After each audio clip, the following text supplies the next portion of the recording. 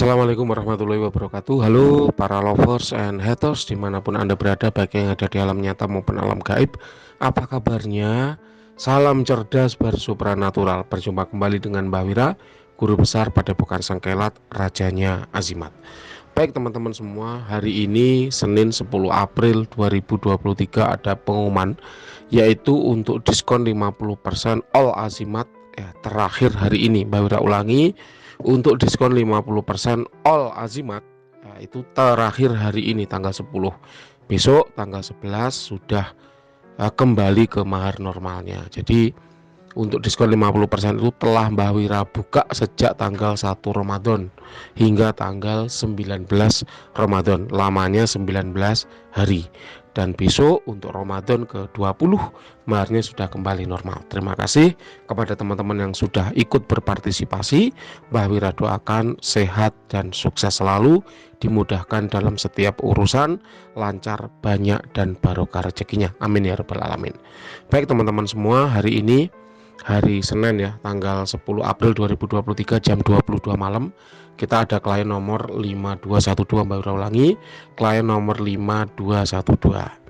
Klien ini menerawangkan sebuah gelang sejak kemarin. Nah, kemarin sudah Mbak Wira periksa, menurut Mbak Wira ini kosong, tidak berkodam.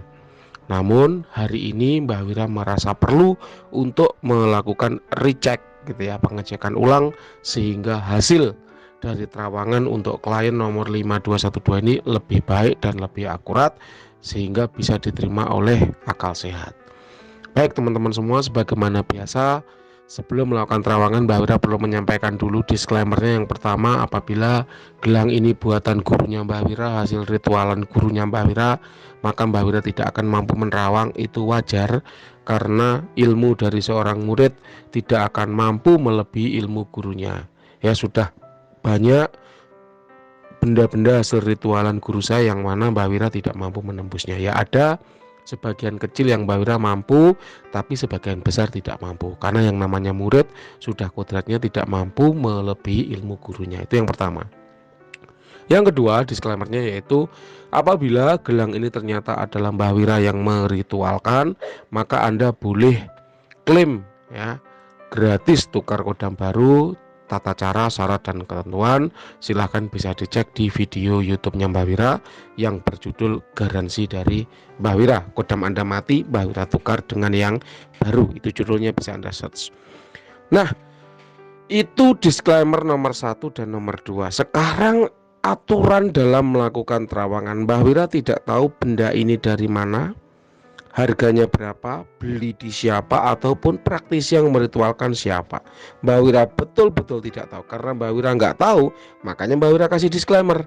Kalau Mbah Wira tahu, nggak perlu ada disclaimer, kan begitu. Jadi apapun hasil terawangannya adalah benar-benar murni sesuai dengan hasil kondisi dari foto benda yang dikirim, tanpa ada unsur ingin menjatuhkan siapapun. Karena bisa jadi dan boleh jadi benda ini adalah hasil ritualan Mbah Wira sendiri, kan begitu.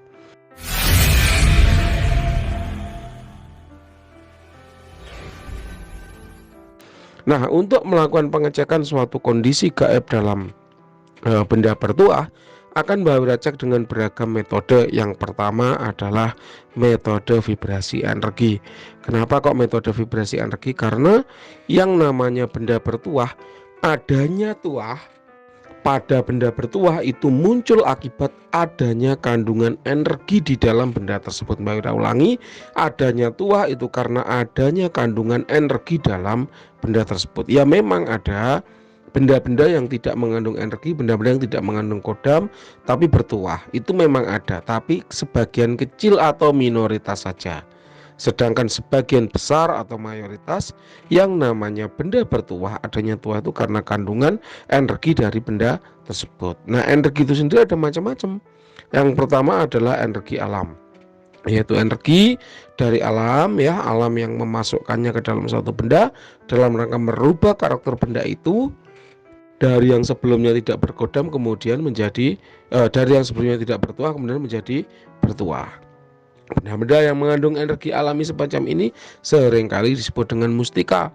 Contohnya mustika merah delima, kol buntat, mustika lipan, mustika apalagi rantai babi dan sebagainya ya, karena harganya yang memang luar biasa fantastis, maka banyak mustika-mustika yang kemudian dipalsukan, kemudian beredar di pasaran dengan harga yang lebih ekonomis dan versi BPJS-nya biasanya berkisar di angka ratusan ribu. Nah, hal-hal semacam ini yang sebenarnya itu akan merusak ya citra praktisi supranatural. Kenapa? Karena akibat ya nila setitik rusak susu sebelanga yang akhir-akhir ini lagi viral itu kan ada itu dukun pengganda uang ya, akibat orang-orang ya oknum-oknum seperti inilah image atau citra praktisi supranatural itu kemudian menjadi tercoreng. Nah, untuk benda dari klan nomor 5212 Mbak Wira cek tidak ada energi alamnya. Kemudian yang kedua yaitu energi dari manusia, energi dari praktisi yang meritualkan. Memang yang namanya praktisi supranatural itu punya beragam cara untuk memasukkan energi dirinya ke dalam suatu benda dalam rangka merubah karakter dari benda itu dari yang sebelumnya tidak bertuah menjadi bertuah. Ada banyak metode, bisa dengan diasma, bisa dengan diwirid, bisa dengan diblazing, bisa dengan metode prana dan sebagainya. Kok Mbak Wira tahu ya, karena Mbak Wira juga pengguna metode-metode itu. Nah, untuk benda dari klan nomor 5212 Mbak Wira merasakan ada energi yang cukup padat, energi manusia ya. Namun energi ini adalah energi murni, tidak bisa Anda pakai, tidak bisa Anda gunakan. Entahlah kenapa, wallahu alam, yang namanya gaib seringkali memang tidak bisa kita jelaskan dengan logika dan nalar. Namun memang dalam benda ini ada energinya padat. Tapi energi ini kok menurut Mbah Wira pribadi tidak bisa dimanfaatkan oleh siapapun, tidak bisa digunakan oleh siapapun. Entah karena apa. Apakah karena memang maksud dari orang yang meritual demikian ya, memang tidak untuk digunakan apa-apa, atau ada tujuan tertentu yang memang itu sudah tercapai, kemudian energi ini terkunci sebagai residu ya. Yang jelas energi ini tidak bisa Anda manfaatkan. Kalau Mbak Wira skalakan dari 1 sampai 100 kira-kira ada di level 60 padat ya, padat, walaupun levelnya 60 tapi padat, dan ini nggak bisa Anda manfaatkan, nggak bisa Anda gunakan ya. Saya rasa cukup jelas untuk energi manusia. Yang terakhir yaitu energi dari khodam. Khodam adalah jin yang sudah ditundukkan dan diikat dengan perjanjian untuk melayani manusia dalam rangka menyelesaikan segala permasalahan dan hajat hidupnya. Itu adalah khodam.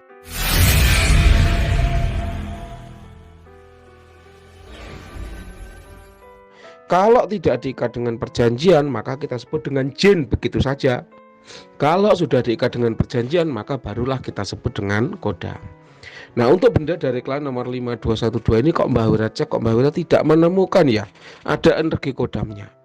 Kemudian Mbah Wira juga iseng ya ngecek energi jinnya, itu juga tidak ada. Jadi secara energi ya benda dari klan nomor 5212 ini kosong. Mbak Wira kemarin juga begitu, hasilnya kosong sebetulnya. Namun Mbak Wira bersedia melakukan pengecekan sekali lagi supaya hasilnya lebih akurat, lebih tepat, dan bisa diterima oleh logik ya, akal sehat kayak gitu. Nah, kita lanjut nih. Metode yang berikutnya yang Mbah Wira gunakan untuk melakukan pengecekan kondisi gaib pada suatu benda bertuah yaitu metode visualisasi. Apa itu? Yaitu suatu metode yang digunakan untuk mengecek tanda-tanda visual atau tanda-tanda manifestasi atau tanda-tanda kehadiran suatu entitas dalam benda bertuah. Nah, untuk benda dari klan nomor 5212 ini Mbah Wira cek, kok Mbah Wira tidak menemukan ada visualisasi apapun ya.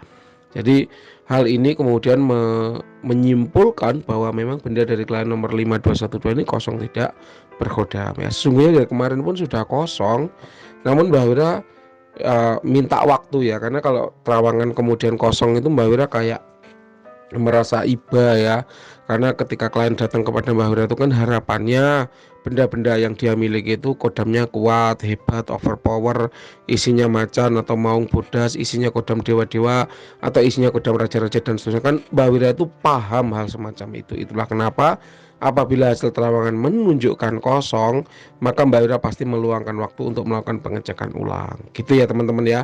Itulah tadi hasil terawangan nomor 5212. Dan yang terakhir, untuk lebih memastikan lagi, Mbak Wira menggunakan metode berikutnya, namanya metode injeksi energi. Dengan metode ini Mbak Wira berusaha memasukkan atau menginjek sejumlah besar energi dengan tujuan menarik entitas apapun yang bersemayam dalam suatu benda bertuah agar mau keluar.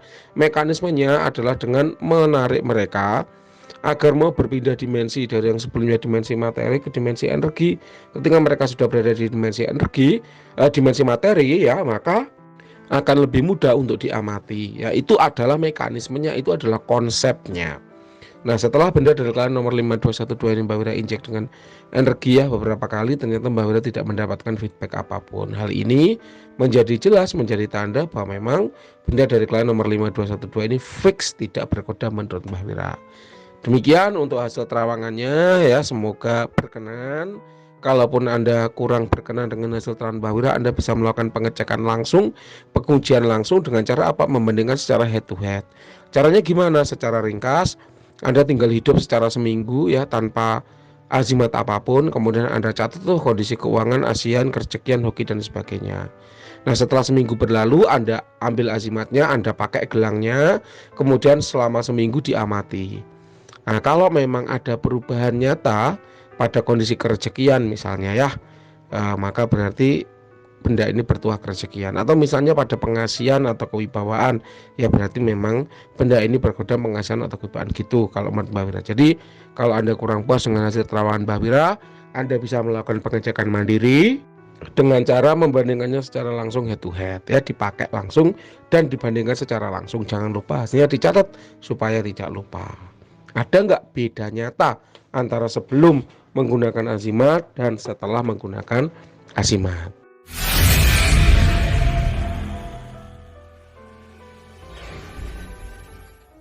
Gitu ya Mas klien nomor 5212, semoga bisa diterima. Nah teman-teman semua, ada pertanyaan menarik dari Mas Gedang Rayap ya. Mbah, mau tanya dong, kenapa kodam-kodam kok suka diberi makan berupa minyak atau kemenyan? Padahal keterangan di kitab kan makanan jin adalah tulang belulang. Ya, makanan jin adalah tulang belulang. Tolong dijelaskan, Mbah. Oke. Jadi begini, menurut informasi yang Mbak Wira tahu ya, bahwa makanan jin itu adalah tulang belulang. Tulang belulang yang sudah dibuang atau tidak dimanfaatkan oleh manusia, itu hukumnya. Nah, dalam alam gaib ya, ketika tulang belulang yang sudah nggak dipakai itu dibuang oleh manusia, maka Allah akan mengembalikan dagingnya seperti sedia kala, sehingga tulang belulang itu menjadi ada dagingnya dan bisa mereka makan. Jadi mereka bukan seperti kucing yang merakoti balung begitu, melainkan mereka ya makan dagingnya. Daging itu dari mana asalnya? Dipulihkan oleh Allah untuk mereka. Itu yang Mbak Wira tahu. Nah, selain tulang belulang ada juga loh makanan jin itu, yaitu apa? Kotoran yang kering. Nah, kotoran-kotoran yang sudah kering ini akan Allah kembalikan menjadi kotoran yang basah, yang segar, sehingga bisa dimakan oleh para hewan ternak mereka. Nah, ini adalah statement yang menarik. Jin kok punya hewan ternak? Dulu itu Mbak Wira mikir ya, loh kok ada jin yang bisa berubah wujud menjadi kuda, kemudian ada jin yang menunggang kuda. Apakah jin yang menunggang kuda ini berarti jin menaiki jin? Apakah jin yang bisa berubah jadi kuda kemudian dinaiki oleh jin lain? Nah, Mbah Wira itu punya pemikiran seperti itu. Hingga kemudian beberapa kali Mbah Wira belusuan ke alam gaib, Mbah Wira menemukan memang ada hewan di sana. Elang, gajah, ular, ikan, kura-kura, singa, macan, terus kuda, jerapah ada di sana ternyata. Loh, Mbak Wira tuh sempat terheran-heran, loh ini sebetulnya adalah jin yang berwujud seperti manusia biasanya kemudian malih rupa menjadi bentuk hewan, ataukah memang ini hewan di alam jin? Ternyata beberapa hari yang lalu awal puasa ya, awal Ramadan, dijawab oleh Ustadz Faizar di dalam podcastnya bahwa ya memang ada peliharaan ya, hewan peliharaan di alam jin, yang mana pada waktu itu beliau menjelaskan konsepnya terkait dengan makanannya jin. Memang jin itu makanannya tulang belulang yang sudah dibuang oleh manusia, sementara hewan-hewan ternak mereka itu pakanannya adalah kotoran-kotoran yang sudah kering. Nah, ini dengan demikian jadi valid kan, bahwa oh iya memang benar di sana itu ada hewan peliharaan. Jadi teranglah sudah ketika ada jin yang menunggangi kuda, berarti itu bukanlah jin yang menunggangi sesama jin, melainkan jin yang menunggangi hewan peliharaannya ya. Nah, lalu Kalau pertanyaan dari Mas Gedang Rayap ya, kenapa kodam-kodam itu kok suka diberi makanan berupa minyak atau kemenyan? Nah ini setahu Mbah Wira, memang Mbah Wira belum menemukan ya ada ulama yang membahas terkait itu. Kalau belum ada yang membahas juga Mbah Wira nggak berani bicara yang aneh-aneh. Mbah Wira bercerita berdasarkan pengalaman saja bahwa yang namanya wewangian ya, entah itu minyak, dupa, kemenyan, bukhur dan lain sebagainya, itu kan disukai ya oleh golongan malaikat. Nah, dalam konteksnya dunia jin dan kodam sendiri, aroma wewangian itu secara energi dia bisa menstimulus atau memicu energi dari alam, sehingga muncullah sejumlah besar energi, yang mana energi inilah yang kemudian bisa dimanfaatkan oleh jin ataupun kodam untuk aktivitas tertentu.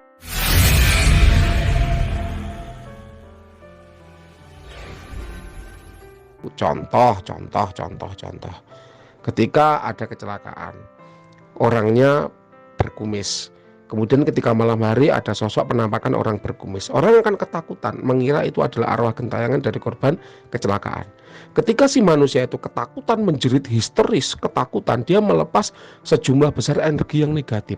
Nah, energi negatif ini yang kemudian ditangkap oleh jin untuk kemudian memperkuat dirinya. Ya, ini contoh konteks energi yang negatif akibat muncul dari ketakutan. Kalau dalam dunia film itu kayak film Monster Inc gitu loh ya. Jadi kalau anak kecil yang ditakut-takut itu menjerit, maka jeritannya itu bisa dikonversikan menjadi energi untuk menerangi seluruh kotanya. Nah, wangian, bukhur, dupa, kemenyan yang dibakar itu pun juga demikian. Itu akan menstimulus energi di alam dalam jumlah besar.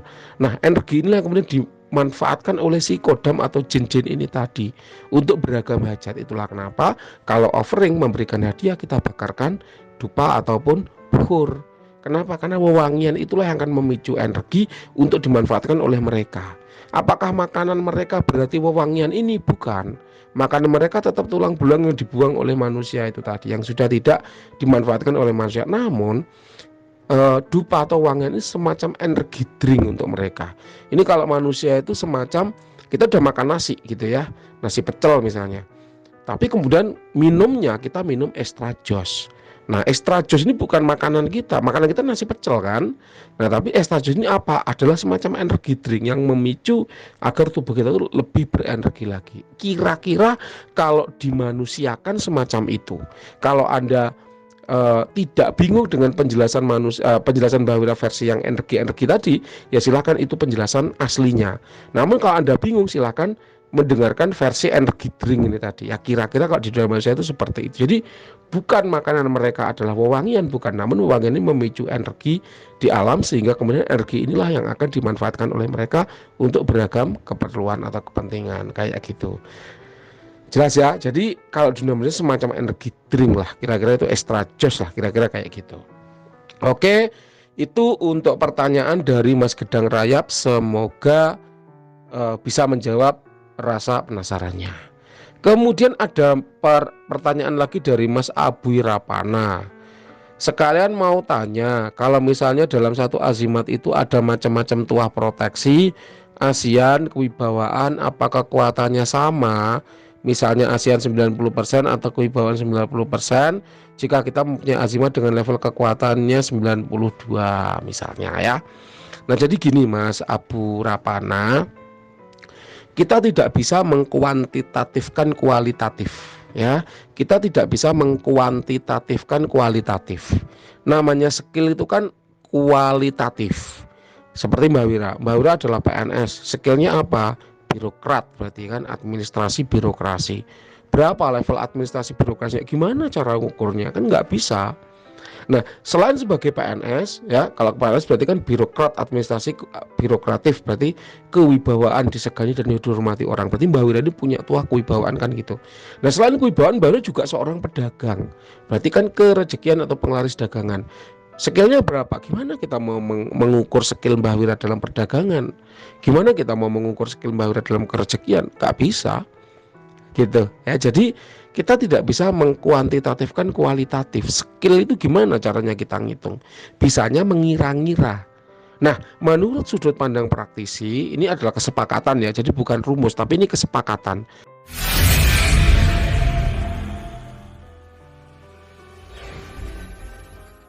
Mas Jalak Paninggal ataupun saya itu punya kesepakatan bahwa tuah yang disebutkan pertama kali itu adalah tuah yang paling dominan, dan semakin ke belakang disebutkan itu akan semakin tidak dominan. Contoh, Anda menyebutkan, nanti pertanyaannya akan bawa screenshot ya teman-teman ya, biar bisa dibaca sama-sama. Tuah proteksi ASEAN kewibawaan, tuah proteksi ASEAN kewibawaan, maka proteksinya itu yang paling dominan. Biasanya kalau kodam-kodam tipe tuah proteksi yang dominan itu wujudnya seram, bawa senjata, gada, palu, tombak, cambuk, sabit, dan lain sebagainya. Karena proteksi paling depan, berarti proteksi yang paling dominan. Diikuti kemudian yang kedua apa? Asihan. Ya, asihan. Berarti membuat orang lain mudah senang, mudah suka. Biasanya dicirikan dengan aura biru.